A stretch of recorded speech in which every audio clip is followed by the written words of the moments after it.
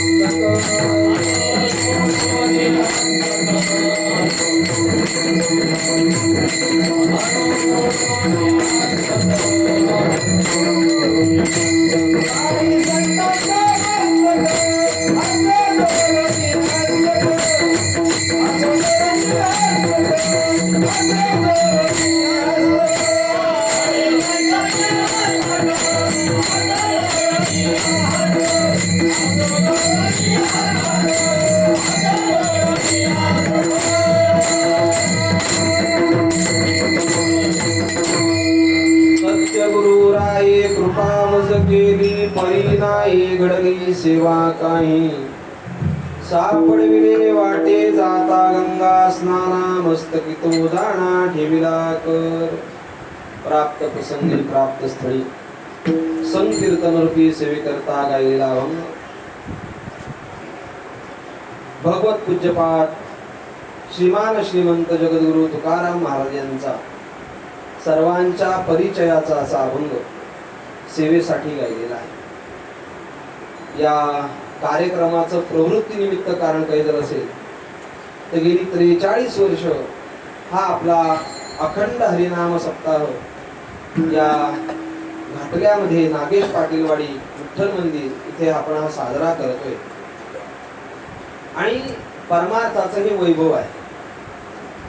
संसारामध्ये पहिल्या वर्षी असणारं प्रेम हे दुसऱ्या वर्षी राहतं असं नाही. आता इथं काही सगळे ब्रह्मचारी आलेले नाहीयेत. संसारामधलं पहिल्या वर्षीचं प्रेम शेवटच्या वर्षापर्यंत टिकेल म्हणून सांगता येईल. पण परमार्थामध्ये जे प्रेम आहे, जो परमार्थातला आनंद आहे, तो पहिल्या वर्षी उपभोगला का तो दुसऱ्या वर्षी कमी होत नाही. तो दुसऱ्या वर्षी काय होतो, वृद्धिंगत होतो, वाढतो. माऊली म्हणतात मग वाढते नि प्रेमे माते भजती जे महात्मे परी दुजे पण मन धर्मे शिवतले नाही. ते प्रेम वृद्धिंगत झालं पाहिजे, ते वाढलं पाहिजे तर त्याचा पाहिजे. पण परमार्थामध्ये परमात्म्याविषयी अंतःकरणामध्ये दिवसेंदिवस आपलं प्रेम वाढत गेलं पाहिजे, वाढत गेलं पाहिजे.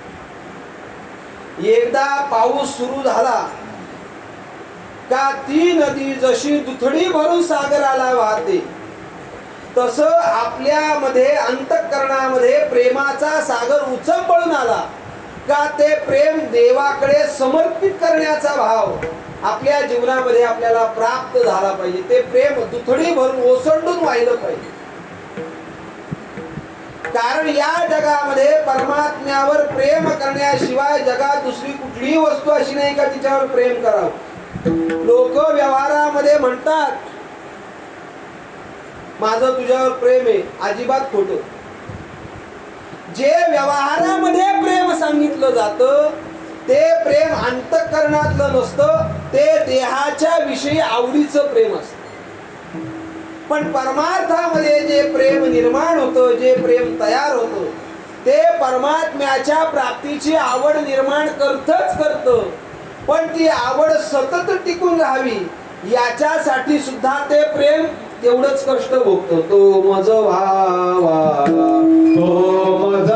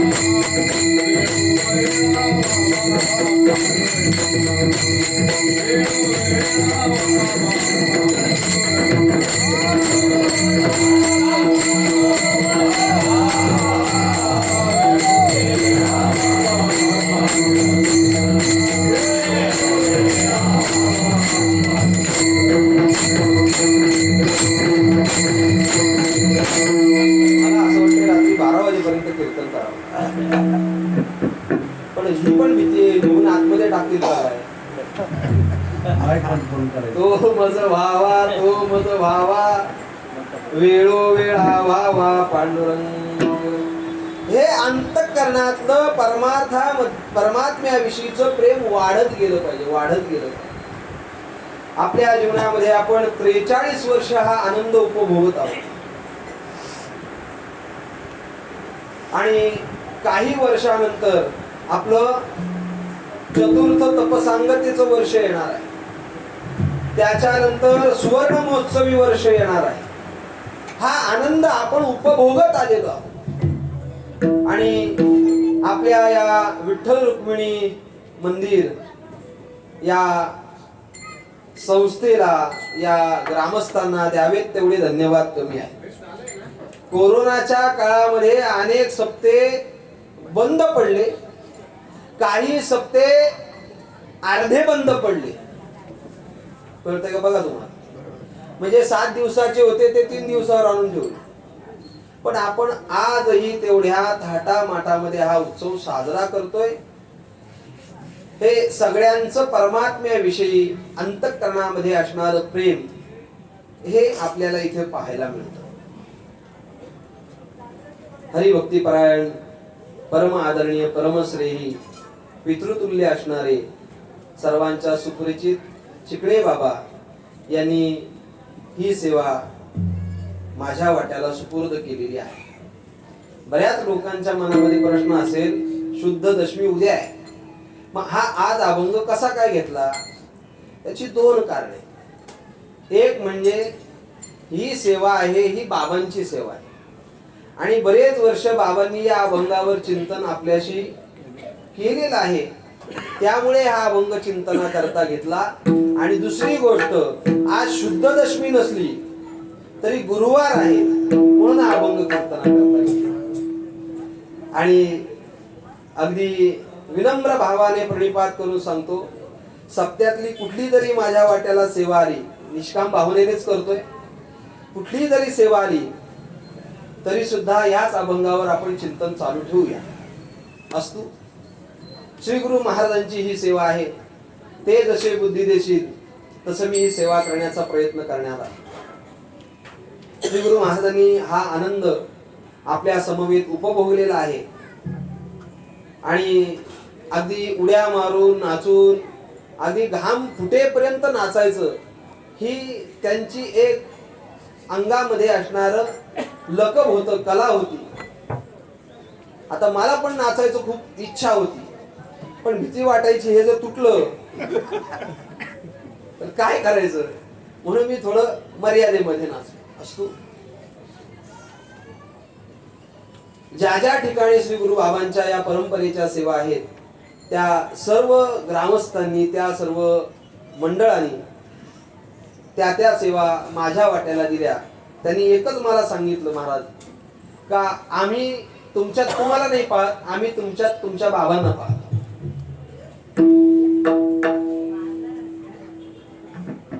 आणि लोक मला माझ्यात बाबांना पाहतात हे मला वैशिष्ट्य वाटत नाही. श्री गुरु महाराज माझ्यात त्यांना पाहत होते हे फार वैशिष्ट्य होतं. बाबांचं नेहमी वाक्य असायचं, आता एक खंडावेळे थकलाय पण मी दुसरा खंडावेळे तयार करून ठेवलाय. माझ्याकडे पाहण्याची त्यांची दृष्टी फार वेगळी होती. मी किती त्यांच्या जवळ बसून अभ्यास केला मला नाही माहिती, फार कमी केला असेल. पण माझ्या जीवनामध्ये एखाद्या साधू पुरुषाच्या पोटी जन्म घ्यावा एवढं भाग्य कुठंतरी मागं माझं असावं, आणि त्याच्यामुळे ही सेवा करण्याचं भाग्य पुन्हा मला प्राप्त झालेलं आहे. असो, मी काही जास्त प्रस्तावना करत नाही, आपलं अभंगाकडे येतो आणि लवकरात लवकर तुम्हाला पत्रावळ रूपी हॉस्पिटलला ऍडमिट करतो. जगद्गुरु संत तुकाराम महाराजांचा अभंग आहे. आणि तुकाराम महाराज या अभंगामध्ये आपला स्वानुभव प्रगट करतायत, अनुभव सांगतायत. संसारामध्ये असतात त्यांना अनुभव म्हणतात, आणि परमार्थामध्ये जे असतात त्याला स्वानुभव असं म्हणतात. संसारातले अनुभव हे पावला पावलाला बदलणारे आहे. संसारामध्ये एकाला आलेला अनुभव हा दुसऱ्याला तसाच्या तसा येईल, सांगता येत का सांगता येत नाही. कारण संसारामध्ये प्रत्येकाची बुद्धी वेगळी वेगळी आहे. का सगळ्यांची बुद्धी एक आहे? नाही, प्रत्येकाची बुद्धी वेगळी आहे. दुसरी गोष्ट, प्रत्येकाची विषय सेवन करण्याची सुद्धा बुद्धी वेगळी आहे. म्हणजे कोणाला शब्द विषय आवडेल, तो कोणाला रूप विषय आवडेल, तर कोणाला गंध विषय आवडेल. प्रत्येकाची रस उपभोगण्याची बुद्धी वेगळी वेगळी आहे, विषय उपभोगण्याची बुद्धी वेगळी वेगळी आहे.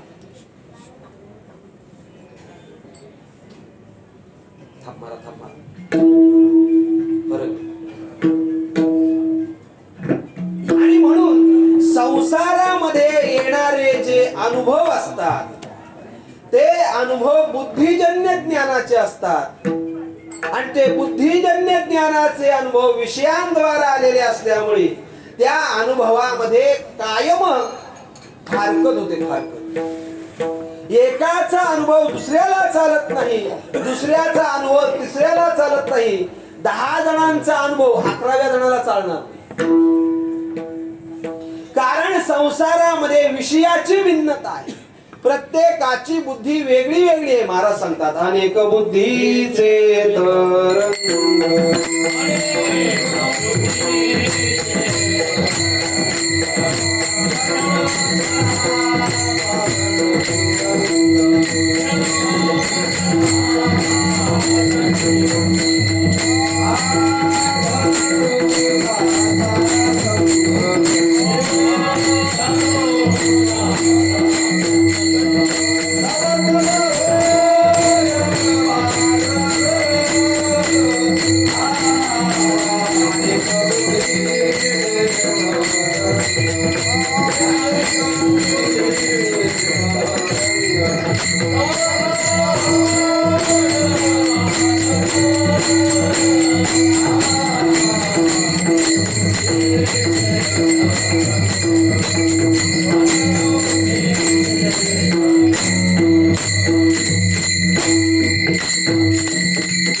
महाराज सांगतात, अनेक बुद्धीचे तरंग क्षणक्षणा पालटती रंग, धरू जाता संग तव तव होय बाधक. एकदा त्यांचा संग धरायचा माणसाने विचार केला तरी सुद्धा तो संग त्या माणसाला बाधक ठरल्याशिवाय राहत नाही. म्हणून त्याच्या माग महाराज म्हणतात लागायचं नाही. अनेक बुद्धीचे तरंग म्हणून संसारामध्ये येणारे जे अनुभव असतात हे पावला पावलाला बदलणार आहे. पावला पावलाला बदलणार. माणूस श्वास घेतो. श्वास घेतात ना? श्वास कधी घेतात? कधी घेतात? रात्री झोपल्यावर. सतत चालू आहे, तो बंद नाही. पण तो श्वास सुद्धा एकदा जो माणूस श्वास घेतो तेवढा श्वास परत दुसरा घेत नाही. त्याच्यामध्ये फरक. म्हणजे एवढी सूक्ष्मता जर संसारामध्ये असेल तर संसारामध्ये आलेले अनुभव काय कामाचे. म्हणून संसारातले अनुभव हे माणसाला प्रगती पथावर नेणार नाही. म्हणून माणसानं परमार्थ रूढ झालं पाहिजे. कुठंतरी बुद्धीला परमात्म्याचं आलंबन दिलं पाहिजे. आणि ज्या वेळेला माणूस बुद्धीला परमात्म्याचं आलंबन देईल त्याच वेळेला त्याला परमात्म स्वरूपाचा स्वानुभव येईल. एका केशवराजे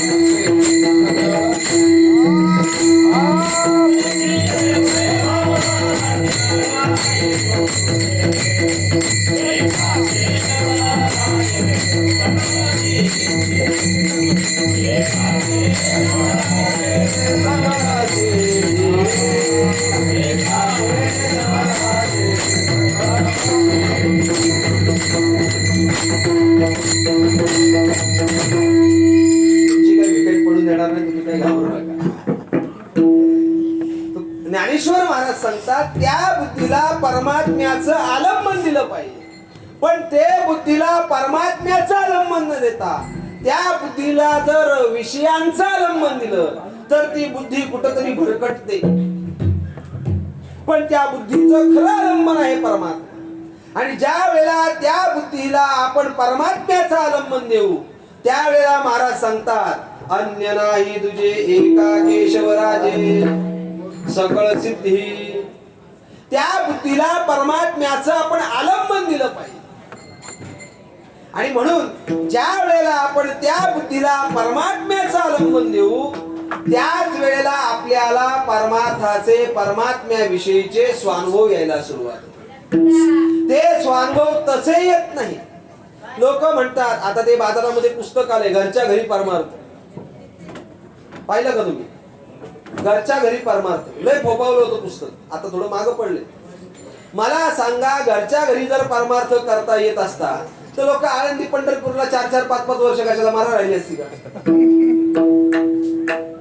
जर घरच्या गादीवर लोळून जर पैलवान होता येत असतं तर कोल्हापूरला लोक आखाड्यात कशाला गेली असती? हा, घरच्या गादीवर पाव खाऊन हा हातपाव झालाय, हा काय फायटिंग करणार? हा काय मल्लयुद्ध करणार? हा काय कुस्ती करणार? त्याच्यासाठी आखाड्यात जावं लागतं. त्याच्यासाठी परमात्म्याची आवड निर्माण व्हायला लागते. त्याशिवाय परमात्म्याचा अनुभव येत नाही. त्याच्यासाठी शास्त्रानं एक प्रकार सांगितला त्याला म्हणतात घटनात्मक साधनामय परमार्थ. त्या साधकानं परमात्म्याविषयीची आवड निर्माण झाली. एक लक्षात ठेवा, परमात्म्याच्या विषयीची आवड तशी माणसाला निर्माण होत नाही. हे फार मोठं दुर्दैव आहे. का निर्माण होत नाही? अरे ज्या परमात्म्याची आवड निर्माण ज्या देहात व्हायला पाहिजे तो देहच पहिला दुर्लभ आहे. दुर्लभो मानुषो लोके देनाम क्षणभंगुरा तत्रापि दुर्लभम मन्ये वैकुंठ प्रिय दर्शनम. पहिले म्हणजे मनुष्य देह मिळणं दुर्लभ आहे, अत्यंत दुर्लभ आहे. लोक म्हणतात आता चांगला देह मिळालाय, काही आम्हाला पण बुद्धिवादी भेटतात. काय महाराज काय चाललंय, आतलं बाटवलं ना खात्याचं जतन केलं, अशी म्हणणारी काही लोक कमी आहेत का? पण त्यांना काय माहिती परमार्थातला अनुभव काय नाही कळत. पण त्या साधकानं घटनात्मक साधनामय परमार्थ केला पाहिजे. जशी त्या परमार्थाची साधना घटना लिहिलेली आहे त्या घटनेनुसारच त्यांनी परमार्थ केला पाहिजे. लोक हल्ली स्वतःच्या मनानं परमार्थ करायला लागली. परमार्थामध्ये मनाचा ना किलोचा हिशोब महाराजांनी सांगितलेला नाही. त्याच्यासाठी जी घटना तयार करून ठेवली संप्रदायाची, ती उगाच तयार करून ठेवली. त्या घटनेनुसार आपला परमार्थ झाला पाहिजे. काय घटना आहे परमार्थाची? संत वाङ्मय काढा, आपल्या लक्षात येईल. पहिली घटना अशी आहे, त्यांनी गळ्यामध्ये तुळशीची माळ घातली पाहिजे. आता लोक म्हणतात माळ न घालता सुद्धा आम्ही देव देव करतो. एक देव सोडत नाही, सगळे देव करतो. अगदी ज्ञानेश्वर महाराजांच्या भाषेत सांगायचं झालं तर पाठी सोमवार पावे बेले सिलिंगा लावे. सोमवार आला का शंकराची भक्ती करतो, मंगळवार आला का देवीची भक्ती करतो, बुधवार आला का पांडुरंगाला जातो, गुरुवार आला का दत्ताला जातो, शुक्रवार आला का संतोषी मातेकडे जातो, शनिवार आला का जय बजरंग बली तोड दे दुश्मन की नरी. आता जो अशी प्रार्थना देवाला करतो तो पण कोणाचा दुश्मन असेलच नाही. रविवार आला का मल्हारी मार्तंड जय मल्हार. अशी लोक म्हणतात आम्ही अहोरात्र देवाची भक्ती. फक्त ते माळीचं सोडून बोला. काय सोडा? माळीचं सोडून बोला. ते लहान पोर असतं ना घरामध्ये, ते म्हाताऱ्याला कडेवर घेऊन गळ्यात घेऊन फिरायला अजिबात जड वाटत नाही. पण माळ म्हटली का त्याला जड वाटते. किती किलोची हो माळ? 50 किलोची. लोकांना भीतीच वाटते. तेवढं सोडून बोला. अरे तेवढं सोडून काय बोला? तेच तर मेन आहे. महाराज म्हणतात तुळशी माळ गळा गोपी चंदन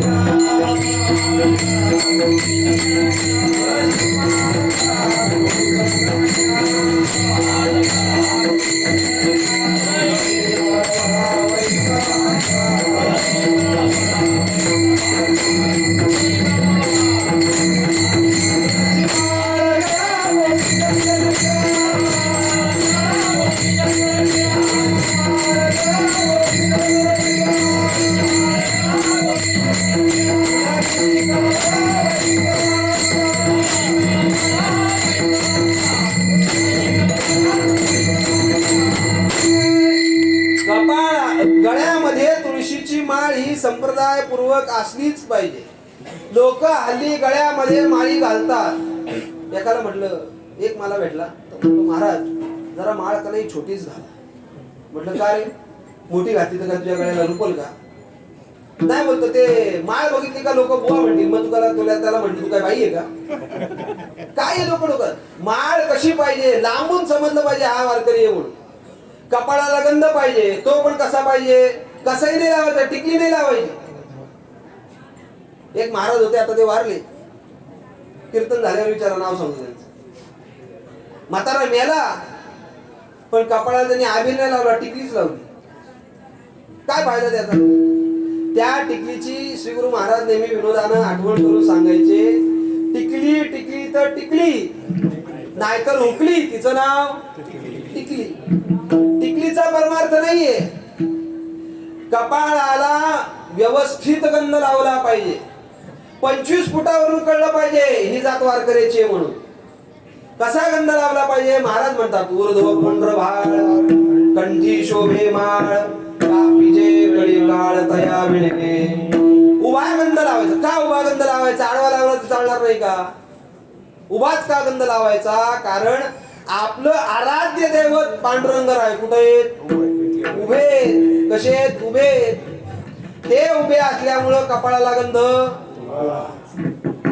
आपला संप्रदाय हा वेदावर उभा आहे म्हणून गंध कसा लावायचा? उभा लावायचा. बरं, नुसता गंधाचा गंध ओढायचा नाही कपाळाला, त्याच्यामध्ये अबीर अष्टगंध दोन्ही कपाळाला लावावं. का लावावं? अबीर हे पांडुरंगरायांचं प्रतीक आहे आणि अष्टगंध हे माऊलींचं प्रतीक आहे. माऊली समाधिस्थ आहेत म्हणून त्यांचं प्रतीक अष्टगंध खाली लावावं आणि भगवान श्री पांडुरंगराय विटेवर उभे आहेत म्हणून त्यांचं प्रतीक अबीर हे अष्टगंधाच्या वरती लावावं. असं आपल्या साधनेमध्ये कुठलेही दोष घडता कामा नये. एक श्री गुरु महाराजांचे अनुग्रहित आहे, त्यांनी बऱ्याच दिवसांनी श्री गुरु महाराजांना फोन केला. बाबा 8-15 दिवस झाले मला काही व्यवस्थित वाटत नाही, समाधान प्रसन्नता वाटत नाही. बाबा म्हटले, काय रे पद्माकर, कपाळाला अष्टगंधा सहित आबीर लावतो का नुसता आबीर लावतो? ते म्हटले, तुम्हाला कसं काय कळलं? मला कसं काय कळलं म्हणजे? हे कळलं हे तुला कळलं का? तर म्हणतो बरोबर आहे, ते तेवढं सुधारून घे. दोन्हीची प्रमाण आपल्या गाथ्यामध्ये आहे. कस्तुरीचा टिळा घे, तुळशी माळ गळा घे, कस्तुरीचा टिळा घे. कस्तुरीचं प्रतीक हे अष्टगंध आहे आणि अबीर हे पांडुरंगाचं प्रतीक आहे म्हणून ते आपण कपाळाला लावलं पाहिजे. आणि भगवान परमात्म्याला तेच आवडतं. अतिप्रिय आवडे तुळशी.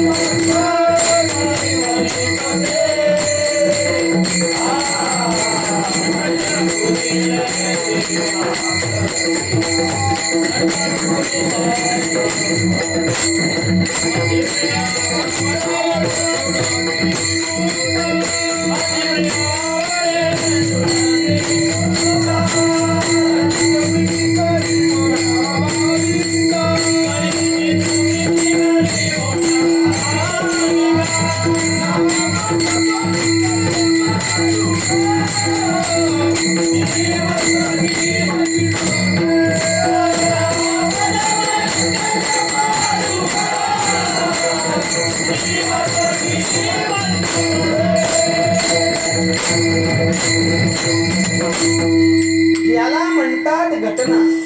या घटनेनुसार आपलं जीवन आपण व्यतीत केलं. अशी घटना आहे वारकरी संप्रदायाची. गळ्यामध्ये तुळशीची माळ असावी, त्या माळेला 108 मणी असावेत. का 108 मणी असावेत? एक आपल्या भारतामध्ये एकंदर 108 मुख्य तीर्थ आहेत. त्या एक एक तीर्थाचा एक एक मणी म्हणून 108 मण्याची माळ गळ्यामध्ये परिधान करावी. आणि मग वारकरी संप्रदायाची जी आचारसंहिता आहे, जी घटना आहे, वारकरी संप्रदायाची घटना अशी आहे, इतर उपवास करा अगद करू नका. एकादशी आणि सोमवार हे केलंच पाहिजे. एकादशी व्रत सोमवार न करीती कोण त्यांची गती होईल देणो. महाराज म्हणतात एकादशी आणि सोमवार केलाच पाहिजे, तर त्याची माळकरीचं सिद्धत्व होईल ना. नाही एकादशी केली काय फरक पडतोय? एकादशीच्या दिवशी जेवला काय फरक पडतोय? काय नाही फरक पडत. गाढवानं शेत खाल्लं ना पाप ना पुण्य, काय फायदा त्याचा? त्याचा काही फायदा होत नाही. सोमवार का करायचा? भगवान शंकर हे आपल्या संप्रदायाचे आद्य प्रवर्तक आहे. सर्वात अगोदर त्यांना ज्ञान प्राप्त झालं आणि त्यांच्यापासून ते ज्ञान नंतर आपल्याकडे आलं. आदिनाथ उमा प्रगटले किंवा आदिनाथ गुरु सकळ सिद्धांचा मत्स्येंद्र तयाचा मुख्य शिष्य. ही वारकरी संप्रदायाची घटना. एकादशी आपण कशी करावी? कशी करावी? दशमी एकभुक्त, एकादशी निराहार आणि द्वादशी. अशी जर एकादशी जर एखाद्याने आता करायला घेतली आणि उद्या जर तो दात मिचकून मेला तर लोक म्हणते त्या महाराजांनी सांगितलं त्याला जाऊन विचार. आता एवढी आपली ताकद राहिली नाही. मग एकादशी कशी करायची? फलाहार करा नाही तर फराळ करा, पण एकादशी करा. अगदी एवढा फराळ करायचा नाही, फराळ करता करता झोपी. नाही तर लोक एवढा फराळ करतात, एवढा फराळ करतात, काय विचारतात शोध नाही त्या फराळ. म्हणजे एकादशी असली का 2 दिवस अगोदर रेशन भरतो. कसलं?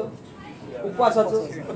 वेपर्स काय आणतो, केळी काय आणतो, खजूर काय म्हणतात त्याला, खजूर काय आणतो, लिटर भर दूध आणतो, भगर, साबुदाणा, शेंगदाणा हे सगळं घेऊन येतो आणि मग एकादशीला याचा काय? उपवास. अरे उपवास शब्दाचा अर्थ काय? उपवास. उप म्हणजे जवळ, वास म्हणजे राहणे. भगवंताच्या जवळ राहणे म्हणजे उपवास किंवा भगवंताच्या नामचिंतनात राहणे म्हणजे उपवास. लोकांनी उपवास म्हणजे काय बदल केला? रोजच्या अन्नात केलेला बदल म्हणजे उपवास. रोज आपण वरण भात भाजी खातो, एकादशीला भगर आणि उरावर शेंगदाण्याची आमटी खातो. एवढाच फरक, दुसरं काय फरक? व्रत एकादशी करीन उपवास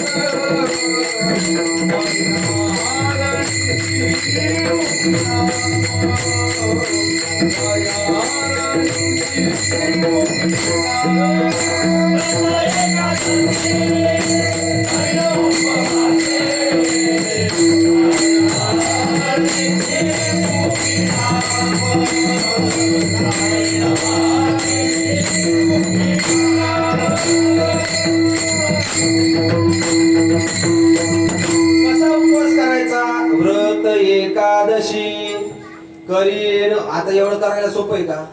सांगायला लय सोपं आहे, पण करायला अवघड आहे ना. एकादशी व्रत केलं पाहिजे. सोमवार ही आपल्या वारकरी संप्रदायाची घटना आहे.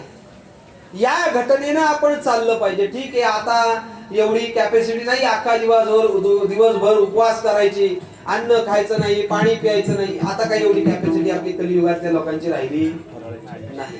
आता मग त्याला प्रमाण दिलं, फराळाच्या मिसे धनी गेली. काय तुझा जीव जातो एकादशी, फराळाच्या मिसे धनी गेसी. अगोदर लोक फलाहार करायची, पण फलाहारावर भागेना म्हणून त्याचा फराळ केला. एवढाच फरक झाला. एकाला पाहिलं मी महाराज, सकाळी 8 नाही वाजत पूजा केली, बसला नुसता जीव माटमूट. झाली का ग खिचडी? कुठली? भाताची नाही, साबुदाण्याची. झाली का खिचडी? ती म्हणते आताशी शेंगदाणे भाजायला घेते. थांबा जरा 10-15 मिनिटं. दे शेंगदाणे दे. पोटात नुसती आग पडली. किती वाजता? सकाळी 8 वाजता एकादशीच्या दिवशी. शेंगदाणे खाल्ले. असा मोठा 1/2 किलोचा गुळाचा खडा खाल्ला. माझं तरी कशाला सांगायला जाते. खाल्ला 1/2 किलोचा गुळाचा खडा, शेंगदाणे खाल्ले मस्त. तोपर्यंत प्लेट भर खिचडी आली, ती पण खाल्ली. ती पण मागं नाही सरला. परत थोड्या वेळाने आला 11-12 वाजता. झाला का बरं? झाला? तुमच्या काय पोटात काय साप बीप शिरलाय का? हा, झाला का बरं? म्हणजे काय तेवढीच काम आहेत का मला? आम्हा जरा अर्धा-1 तास होईल बरं. होईल नाही, पोटात नुसती आग पडली. काय खाल्लंय बघा, तरी पण पोटात आग पडली. मग थोड्या वेळाने आला, झालं का? नाही हो, आता आमटी होते. एक काम कर, तेवढे वेफर्स आण. 1/2 किलो वेफर्स खाल्ले. 1 वाजता भगर आमटी घरी मागं पडलाच, तेवढी खाल्ली. परत 3 वाजता ऐकलं का? झोपी का? फुट. तुम्हाला काही डोकं? तुम्हाला काही अक्कल, बाई कोणाची अक्कल काढेल इथली सोडू नका. हे अजिबात सांगता येत नाही. एखादा चांगला कोर्टामध्ये जज आहे, तो जज घरी येताना जर एखादी मेथीची जुडी घेऊन आला आणि बायकोला सांगितलं बघ बघ बघ आता कशी मेथीची भाजी आणली कर मस्त, ती म्हणते आहे काय तुम्हाला अक्कल? तुम्हाला मेथी ना मेथ्या काय कळतो का? तुम्हाला सांगितलं मेथीची भाजी आणा, तुम्ही मेथ्याची भाजी आणली. बाई कोणाची अक्कल काढेल सांगता येत काय? तुम्हाला काय कळतं का? झोपलेली आहे दुपारचे, कामावरून बसले आणि तुमचं झाले झोपली का झोपली का झोपली का, मग काय मरू का मी? नाही नाही मरू नको मरू नको, माझं कसं काय होईल? भूक लागले भूक लागले आता काय ते खजूर कुठे ठेवले तेवढे सांग. जा जा फ्रीज मध्ये ठेवले जा. तेवढे अर्धा किलो खजूर खाल्ले. गडी माग पडलाच नाही. परत संध्याकाळी आला. हे आता काय आता काय काय आता काय पाहिजे? ते भगर आहे ना भगर, ते तांदूळ शिल्लक राहिलेत ना वरीचे, त्याचं मस्त असं गोड शिरा बनव. गोड शिरा शिरा खाल्ला. शिरा खाऊन झाल्यानंतर परत रात्री झोपताना लिटर 1.5 लिटर दूध प्यायला. आणि मग तो म्हणू लागला रिकामार्ध घडी राहू. म्हणजे काय? एकादशीला पोटभर आंबट करीपर्यंत खायचं का? असा त्याचा अर्थ नाही. मितभूक आहार घ्यावा. मितभूक म्हणजे कमी आहार तरी घ्यावा आणि आपण एकादशीचा उपवास करावा. सोमवारचं बरं आहे, दोन्ही टाइम जेवायचं. हो अहो सोमवारी एक भुक्त राहावं माणसाने, एक टाइम जेवावं, एक टाइम फलाहार करावा. ही वारकरी संप्रदायाची घटना आहे. या घटनेनुसार आपण जर यथोचित जीवन व्यतीत केलं तर आपल्याला अधोगती मिळणार नाही, कमीत कमी चांगली गती मिळेल. उत्तमची गती तो एक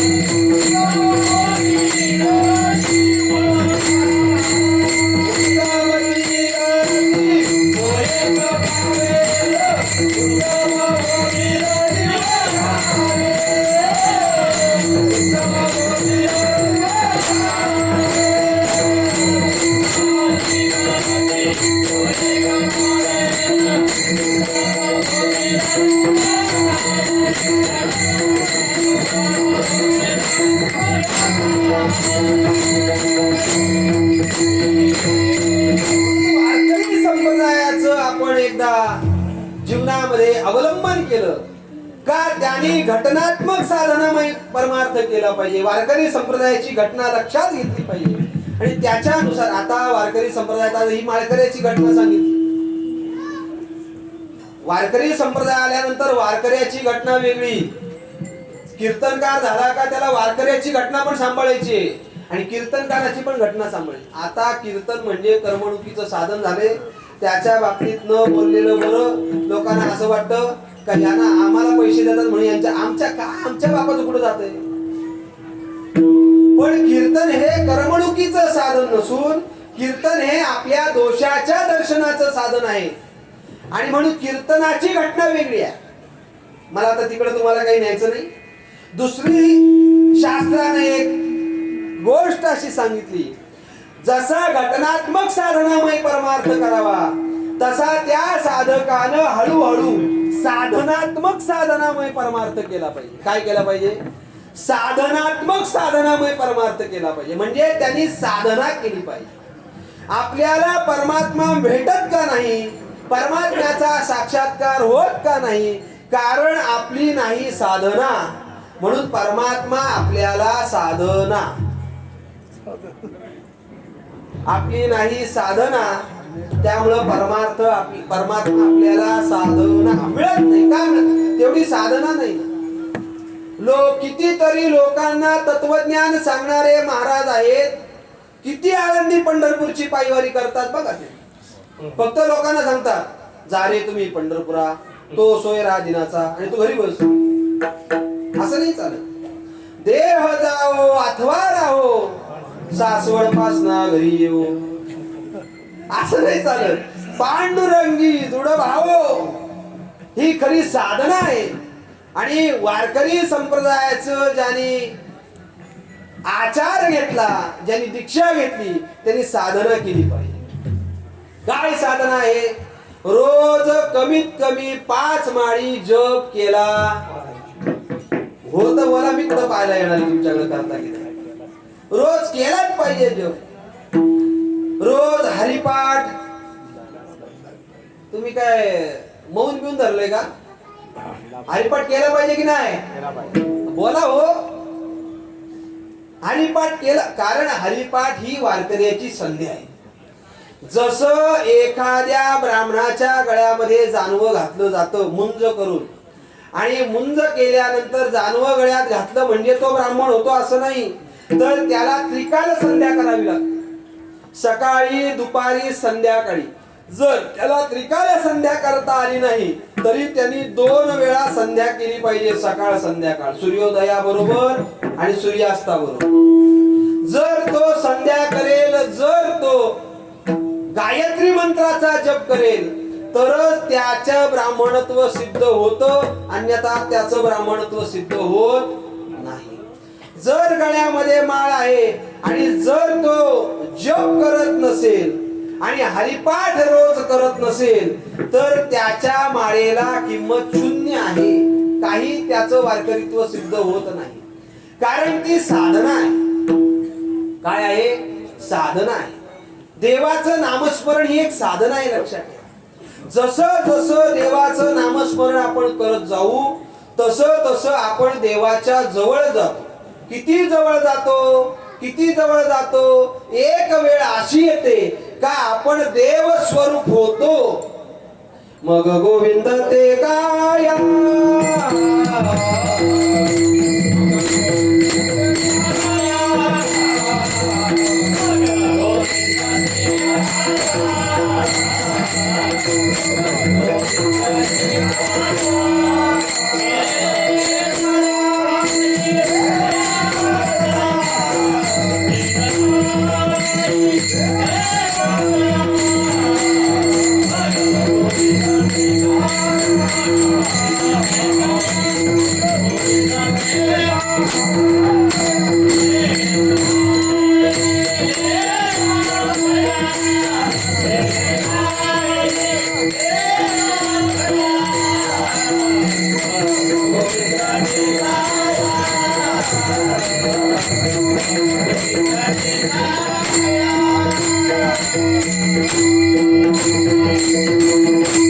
महाराज सांगतात गोविंद गोविंद मनाला गरिया छंद, मग गोविंद ते काया, भेद नाही देवातया. म्हणजे साधना केली तरी त्याला देव स्वरूप होता येतं. घटनेनुसार जरी तो जगला तरी त्याला देव होता येतं. नाम अनुभव प्राप्त करता येतो, स्वानुभव येतो. म्हणजे त्या साधनामध्ये आपण त्या साधनेचं अवलंबन केलं पाहिजे. लोकांना असं वाटतं केला तर केला हरिपाठ संध्याकाळी, नाही तर जमिनीला पाठ लावून मोकळा. हरिपाठ ही सामान्य गोष्ट नाहीये. नुसता 27 अभंगाचा हरिपाठ म्हणजे सामान्य समजू नका त्याला. कीर्तनकार सांगतात सर्वसामान्यांसाठी हरिपाठ ज्ञानेश्वर महाराजांनी सामान्यांसाठी नाही सांगितला. जे ज्ञान पिपासू लोक ज्ञानेश्वर महाराजांकडे गेले होते त्याच्यामध्ये सर्वात मोठे ज्ञान पिपासू होते ते एकनाथ महाराज. त्या एकनाथ महाराजांच्या निमित्तानं ज्ञानेश्वर महाराजांनी त्यांना हरिपाठ दिलेला आहे. मग काय हरिपाठ सामान्यांसाठी दिला? आले ज्ञानेश्वर वाणी, झाले ज्ञानेश्वर वाणी, अरे सामुग्री घेऊनी पर्व काळ द्वादशी, दिली सामुग्री आमासी. काय पर्व काळाच्या एकादशी काय दिलं? पर्व काळ द्वादशी काय दिलं? सामुग्री कुठली दिली? जेवण. ते पोट भरण्याचं जेवण नव्हतं, बुद्धी तृप्त करण्याचं जेवण होतं त्याला हरिपाठ असं म्हणतात. देवाचे द्वारिते सर्व सुख गोडी हे जे 27 अभंग आहेत या एक एक अभंगावर एक एक महिना कीर्तन करता येईल एवढं तत्वज्ञान भरलेलं आहे सामान्यासाठी नाही. म्हणून ही वारकरी संप्रदायाची साधना आहे. या साधनेवर आरूढ झालं पाहिजे. सोपं सांगू का अजून तुम्हाला, नित्य नेमानं जो साधक रोज हरिपाठ करतो रोज नित्य नेमानं त्याला कालांतरानं वाचा सिद्धी प्राप्त होते. काय सिद्धी प्राप्त होते? तो म्हणेल ते तेरा आहे महाबोधू ही अवस्था प्राप्त होते. सहज होत नाही. लोक विचार करतात काही करत नाही, कीर्तनाला येत नाही, प्रवचनाला येत नाही, पण याच्या बोलण्यात ताकद आहे. बोलण्यात ताकद कशी काय? अशीच येते का? अशीच येते का? अशी तो ती रोज नित्य नेमानं साधना करतो म्हणून येते, तशी येत नाही. म्हणून अनुभव येण्याकरता स्वानुभव येण्याकरता त्यांनी एकतर घटनात्मक साधनामय परमार्थ करावा. ती घटना अवलंबन करत असताना मग त्यांनी हळूहळू ती घटना लक्षात घेऊन साधनाच्या मागे लागावं. तुकाराम महाराजांनी सुद्धा घटनात्मक साधनामय परमार्थ केला.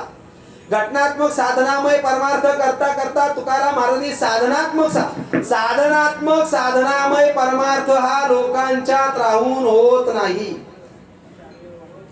त्याच्यासाठी घरादाराचा त्याग करावा लागतो आणि घरादाराचा त्याग करून वनामध्ये जाऊन एकांतामध्ये जाऊन ती साधना करावी लागते. तुकाराम महाराजांनी ती साधना केली. काय साधना केली? याजसाठी वनांतरा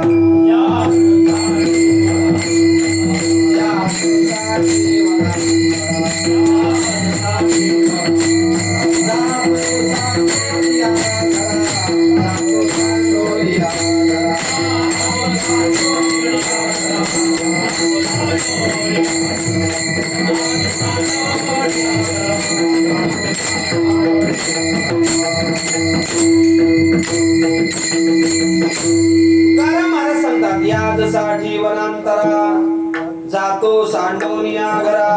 तेच तुकाराम महाराज म्हणतात नलगती सारस. खरं काय म्हणायचं? साधनात्मक साधनामय परमार्थ करण्यासाठी त्याला घर सोडायलाच पाहिजे. घर सोडायला पाहिजे म्हणजे काय? संन्यास घ्यायचा का? संन्यास घ्यायचा का? संन्यास घ्यायचा नाही, पण अंतःकरणामध्ये असणारी संसाराविषयीची आसक्ती कमी करायची. आणि एकदा संसाराविषयीची आसक्ती कमी केली का मग त्याच्याकडनं साधना सुरू. आमचं असंच चाललंय. मुलगा मोठा कधी होईल, त्याचं लग्न कधी होईल, त्याला खायला कधी भेटल, त्याला प्यायला म्हणजे हे नाही, प्यायला म्हणजे त्याची व्यवस्था कशी होईल, याच्यातच आपलं जीवन चाललंय. पण संसार हा प्रारब्धानं होणारच आहे. तो तुम्ही किती जोर लावून करायला पाहिजे असं नाही, तो होणार आहे. त्या ठिकाणी प्रयत्न करायला पाहिजे असं अजिबात नाही, तो होणार आहे. पण प्रयत्न करायला पाहिजे ते परमार्थामध्ये करायला पाहिजे. आणि लोक परमार्थ ढकलतात प्रारब्धावर आणि संसार करतात प्रयत्नानं, म्हणून फल प्राप्त होत नाही, म्हणून स्वानुभव येत. तो परमार्थ करत असताना त्यांनी प्रयत्न केला पाहिजे. तुकाराम महाराजांनी प्रयत्न केले नाही का? प्रयत्न केले ना, अनेक प्रकारचे प्रयत्न केले. तुकाराम महाराजांचे काही अभंग असे आहेत का तुकाराम महाराजांनी कठोर साधना केलेली आहे देहास, आणि ती साधना करून सुद्धा तुकाराम महाराजांना स्वानुभव आला नाही. पण साधना करायची सोडली नाही. न होय निग्रह देहासी दंड नवजे भूक तहान सावली तरी नित्य हेची आळवण माझा अभिमान असो द्यावा. तुकाराम महाराजांनी साधना केलेली आहे, एकांतामध्ये गेलेले आहेत, एकांतामध्ये साधना केलेली आहे. एक लक्षात ठेवा.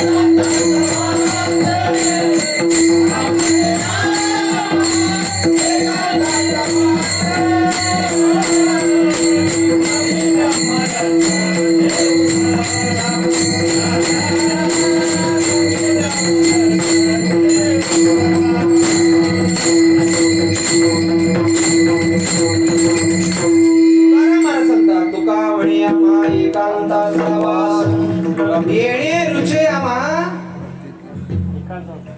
एकांताचा वास. तुकाराम महाराजांना एकांत म्हणजे काय? एकांत म्हणजे काय? एकांत म्हणजे जो एकांत लोकांतात गेल्यानंतरही बिघडत नाही त्याला एकांत म्हणतात. माऊलींच्या भाषेत म्हणायचं झालं तर बैसका न मोडे मानसीची. हा जपायला बसला, सकाळी जप करायला बसला. काय करतोय? जप. जप करायला बसला का घरात आरडाओरडा चालू झाला का याचा जप चालू होतो. या बाईला 1000 वेळा सांगितलं असेल त्या पोरांना गप्प कर, काय जप चाललाय. हा पण पोरगा असा मूर्ख आहे, पगार माझ्या हातात द्यायचा तर बायकोच्या हातात देतो. हा काय चाललाय? जप. असा किती जप केला म्हणजे याला फलद्रूप होईल. एकांत त्याला म्हणतात जो अंतःकरणामध्ये निर्माण होतो. लोक शांत बसली त्याच्यात आपण शांत बसलो म्हणजे एकांत होत नाही. आणि एकदा अंतःकरणामध्ये एकांत निर्माण झाला का तो एकांत लोकांतात गेल्यानंतरही बिघडत नाही, त्याला एकांत म्हणतात. तो एकांत तुकाराम महाराजांचा होता. लोकांतात गेले तरी त्यांचा एकांत होता. तो त्यांचा एकांत कधी बिघडला नाही. ही साधनात्मक साधनामय परमार्थ हा तुकाराम महाराजांनी आपल्या जीवनामध्ये केला. अनेक साधना केल्या तुकाराम महाराजांनी. माझे चित्त मज ग्वाही चिरे चांदी भरे राणा एकांत तो जाणा तयासाठी लागला. अत्यंत एकांत प्रिय तुकाराम महाराज. एकांतामध्ये माणसाला साधना करायची उर्मी जास्त येते. आणि दुसरी गोष्ट अशी आहे, एकांतामध्ये गेला का माणसाच्या जीवनामध्ये असणारे दोष त्याला दिसायला सुरुवात होते. हे अत्यंत महत्वाचं. लोक सध्या दुसऱ्याचे दोष पाहत आहेत. लोक सध्या दुसऱ्याचे दोष पाहत आहेत, पण स्वतःकडे किती आहेत याचा त्यांना विसर पडलेला आहे. तुकाराम महाराज म्हणतात, मी लोकांचे दोष का पाहू, माझ्याकडे काय कमी आहे का. माझे मज पोटी बळ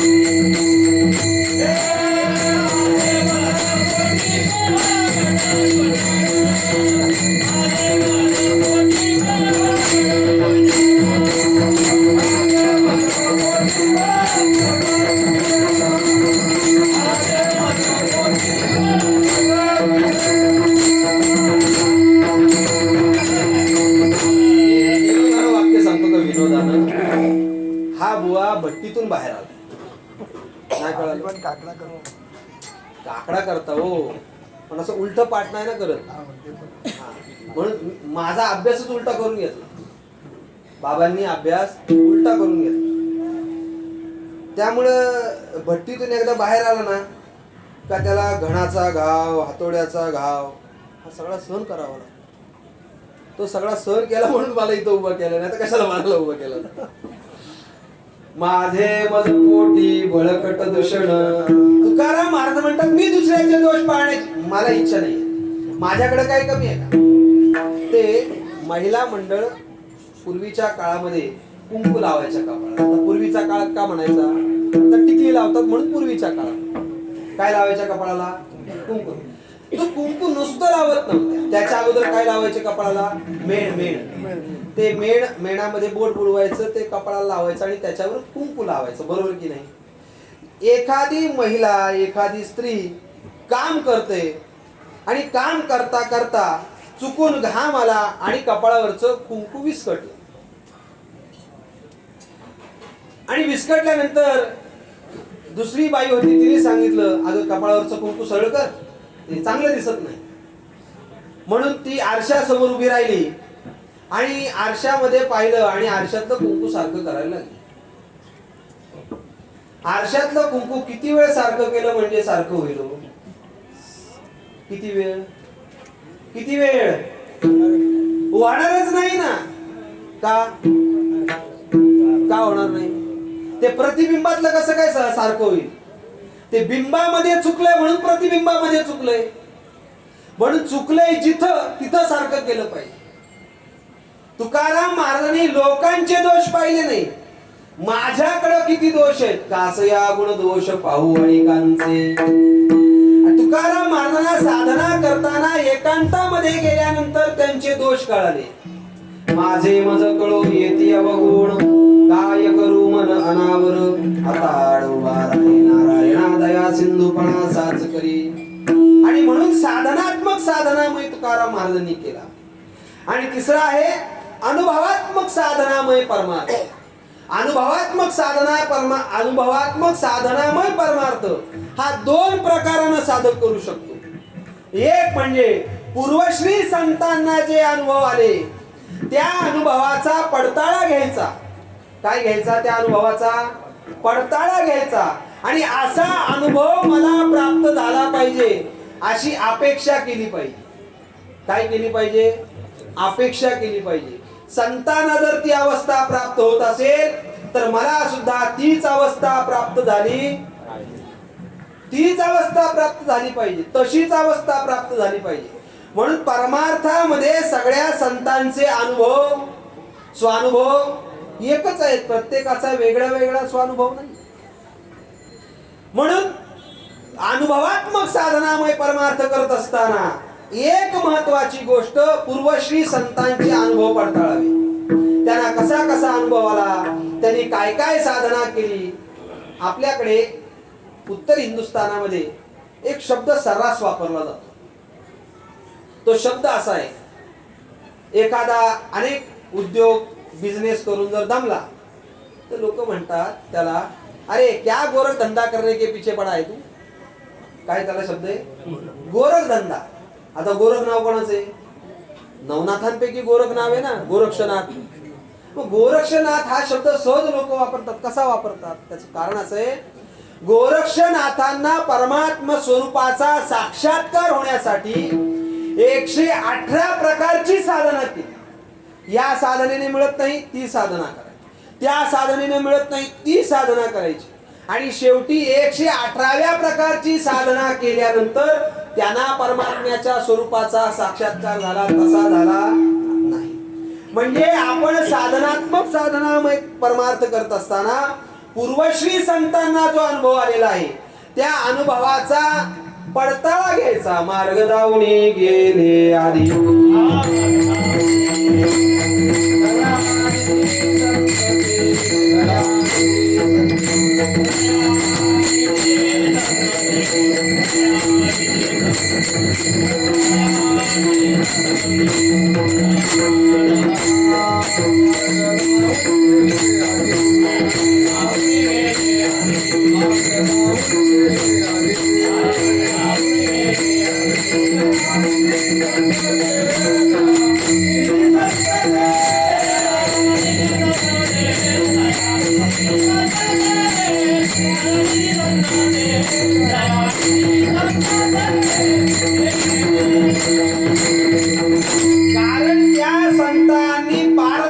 स्वानुभव सगळ्यांना सांगितले, लपून नाही ठेवले.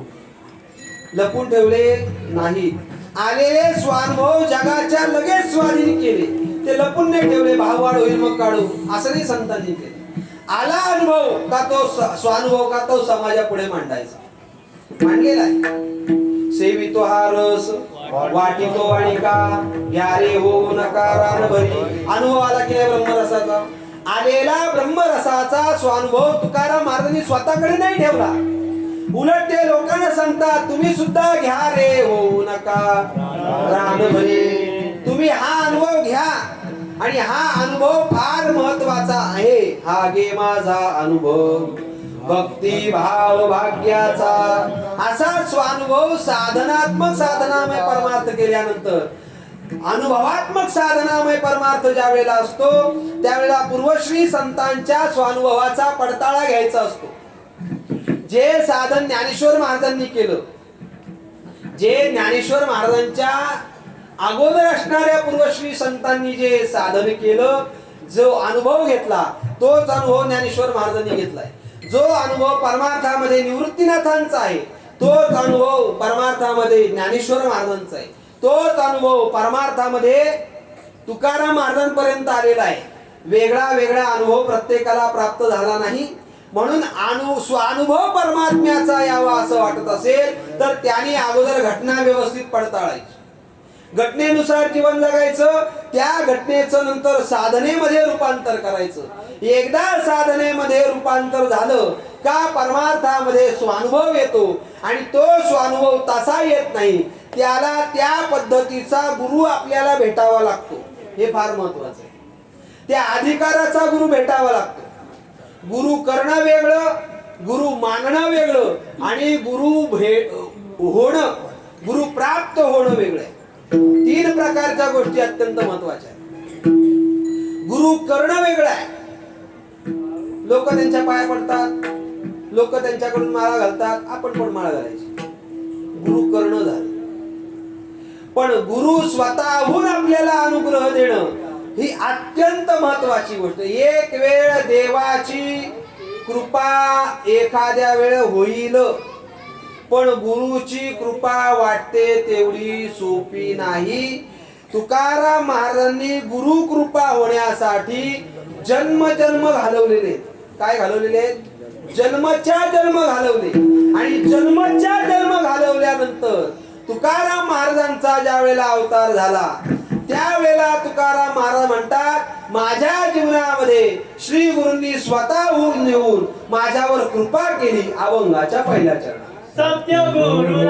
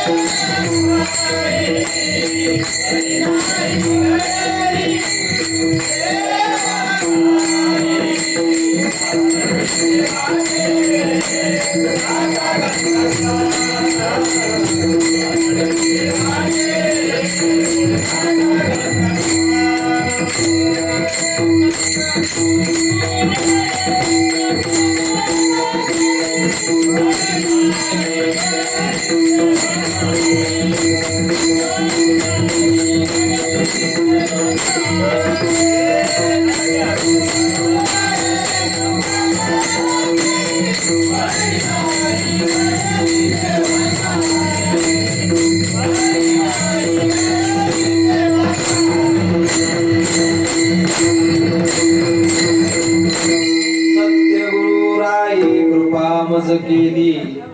परी नाही घडली सेवा काही. तुकाराम महाराज म्हणतात का माझ्या जीवनामध्ये मी या अनुभवापर्यंत येण्यासाठी परमात्म्याचा अनुभव येण्यासाठी माझ्या जीवनामध्ये माझ्यावर श्री गुरूंनी कृपा केली. पण ती कृपा करत असताना सत्य गुरु काही काही बुद्धिवादी लोक अजूनही याची शंका निर्माण करतात. स्वप्नात कुठं गुरुचा उपदेश होत असतो का? मग काय तुकाराम महाराज काय खोटं सांगतील का? तुकाराम महाराज सांगतात सत्य गुरु राये. एक म्हणजे खऱ्या गुरूंनी कृपा केली. सत्य गुरु राये खरी कृपा केली, सत्य कृपा केली. हा सत्य शब्द अत्यंत महत्वाचा आहे. बऱ्याच वेळेला आपण श्री गुरु महाराजांच्या मुखातनं ऐकलेला आहे. खऱ्या गुरूंनी कृपा केली, खरी कृपा केली आणि खरोखर कृपा केली. सत्य गुरु राये कृपा मज केली. पण माझ्या जीवनामध्ये मला त्यांची सेवा करण्याचं भाग्य प्राप्त झालं नाही. परी नाही घडली सेवा काही. ज्या अर्थी तुकाराम महाराज म्हणतात या जन्मामध्ये मला सेवा करता आली नाही, याचा अर्थ मागच्या जन्मात कुठेतरी सेवा घडलेली आहे. तसा श्री गुरु प्रसन्न होत नाही, लक्षात ठेवा. अगोदर सेवा करावी लागते. माऊलींना जाऊन विचारा. तद्विधी प्रणिपातेन परिप्रश्नेन सेवया उपदेक्षन्ति ते ज्ञानम ज्ञानिनस्तत्वदर्शिना. गुरु तसे कृपा करत नाहीत. अगोदर त्यांची सेवा करावी लागते. तेथ सेवा दारुढारवंता स्वाधीन करी सुबटा. तनु मनु जीवे चरणासी लागावे. मी होतो ऐसे न म्हणावे.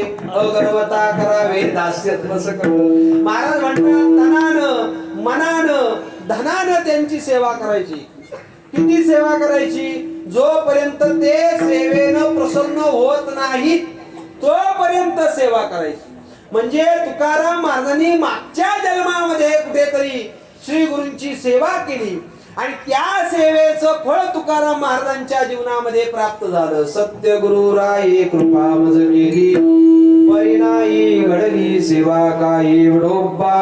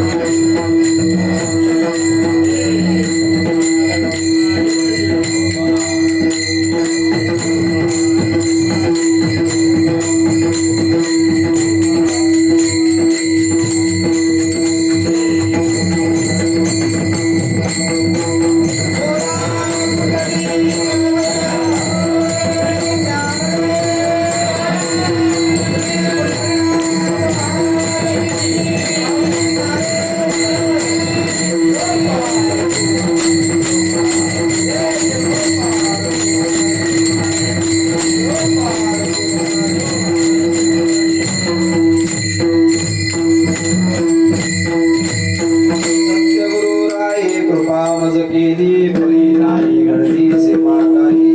श्री गुरूंची कृपा होण्यासाठी तुकाराम महाराजांच्या मागच्या जन्मामध्ये अवतारामध्ये तुकाराम महाराजांनी ती सेवा त्यांची केली. तुका म्हणे होता ठेवा होया भावा सापडला. आणि अशी सेवा मागच्या जन्मात घडलेली असल्यामुळे या जन्मामध्ये मला खरी कृपा झाली.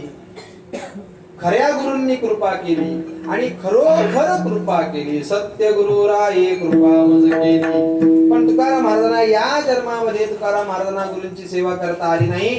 त्याबद्दल तुकाराम महाराज खेद व्यक्त करतात. परी नाही घडली सेवा काही. पण महाराज खरी कृपा झाली. तुम्ही म्हणता कुठं झाली? सापडविले वाटे जाता गंगा स्नाना. मी गंगा स्नानाला चाललो होतो. गंगा स्नान म्हणजे काय? काशीला गेले होते का गंगोत्रीला गेले होते का? गंगा स्नान या शब्दाचा अर्थ घ्यायचा ज्ञान गंगे नाले पूर्णता जेवोनी धारे शांतीसी आले पालवणे. ज्ञान गंगेच्या स्नानाला निघालो होतो आणि त्या ज्ञान गंगेच्या स्नानाला निघाल्यानंतर माझी आणि त्यांची रस्त्यात भेट झाली. सापडविले वाटे जाता गंगा स्नाना. त्यांनी माझ्यावर कृपा करताना काय केलं? मस्तकी तो जाणा ठेविला कर. माझ्या डोक्यावर हात ठेवला आणि माझ्यावर कृपा केली. मस्तकी तो जाणा ठेविला कर. त्यांनी मागितलं माझ्याकडे, कारण गुरु दक्षिणा दिली पाहिजे. काय दिली पाहिजे? गुरु आल्यानंतर गुरूंना दक्षिणा दिली पाहिजे. मी सुद्धा दक्षिणा दिली ना. भोजना मागती तुप पावशेर. आता जर गुरु पावशेर तूप मागायला लागले तर सोपी गोष्ट आहे का? अहो इथं मुलगा जेवायला बसला, आईला म्हटलं आई तूप, आई म्हणते गण्या चूप. का? सगळ्या प्लॅस्टिकच्या म्हशी. आता त्याच्यावर फॅटच नसतात, त्याच्यावर सायच येत नाही, तूप काय मिळणार आहे? तूप या शब्दाचा अर्थ तूप या अर्थानं घ्यायचा नाही. तूप या शब्दाचा अर्थ चित्त या अर्थानं घ्यायचा. कारण चित्ताला नवनीताची उपमा दिलेली. मृदू सभाय नवनीत तैसे सचर किंवा निर्मळ चित्ते झाली नवनीते. पाषाणा पादर फुटती रे. ते चित्त मृदू असल्यामुळे, नवनीतासारखं असल्यामुळे, कोमल असल्यामुळे तेवढा अंतःकरण चतुष्टयाचा पाव भाग चित्त त्या श्री गुरूंनी माझ्याकडनं घेतलं. भोजना मागती तुप पाव शेर. पण काय झालं? पडीला विसर स्वप्ना माझी. मला स्वप्नामध्ये विसर पडला. पडीला विसर स्वप्ना माझी. आणि मला आणि माझी आणि त्यांची जी भेटगाठ झाली होती ती टिकून का राहिली नाही? त्याच्यात अंतर का पडलं मला कळत नाही. काय कळे उपजला अंतराय म्हणून या काय त्वरा झाली. बहुतेक आमच्या भेटीमध्ये अंतर पडेल लगेच म्हणून त्यांनी माझ्यावर कृपा करायची त्वरा केली. काय कळे उपजला अंतराय म्हणून या काय त्वरा झाली. त्यांनी मला चांगला उपदेश केला. त्यांची मालिका सांगितली. राघव चैतन्य केशव चैतन्य सांगितली कोण मालिकेची. बाबाजी आपुले सांगितले नाम. त्यांनी स्वतःच नाव सांगितलं बाबाजी चैतन्य आणि मला मंत्र दीक्षा दिली. मंत्र दिला रामकृष्ण हरी. महाराजांनी सांगितलं का हा मंत्र दिला ज्या दिवशी दिला, ज्या तिथीला दिला, त्या तिथीचं वर्णन शेवटच्या चरणात.